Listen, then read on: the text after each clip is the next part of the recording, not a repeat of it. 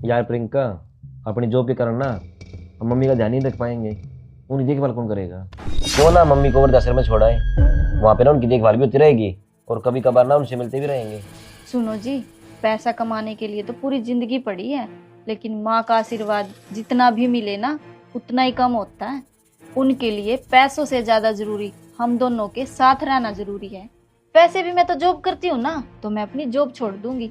मेरी जॉब छोड़ने से कोई बड़ा नुकसान नहीं होगा हमारा। मैं घर पे रह के ना मम्मी की सेवा कर लिया करूंगी, उनके साथ रह लूंगी।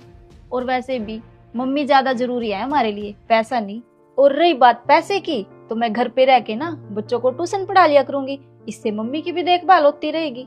और जब मैं शादी करके इस घर में आई थी ना, तो तुमने ही तो मुझे बताया था, जब बचपन में तुम्हारे पापा गुजर गए थे तो तुम्हारी मम्मी ने दिन रात सिलाई करके तुम्हें पढ़ाया लिखाया, इस काबिल बनाया कि तुम दो पैसे कमा सको। मम्मी, मेरे को ना जूते दिलवा दो, मेरे जूते फट गए हैं। सभी बच्चे स्कूल में मेरा मजाक उड़ाते हैं। सभी बच्चे ये बोलते हैं इसके पास तो जूते लाने तक के भी पैसे नहीं है।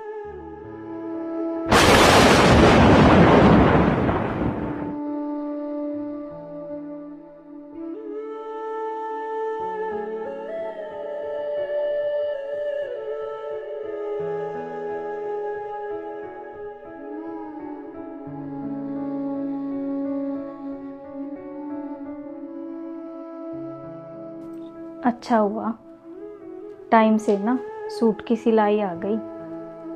अब मैं इन पैसों से ना अपने बेटे के लिए जूते ले आऊंगी। अब मेरे बेटे को किसी की भी नहीं सुननी पड़ेगी।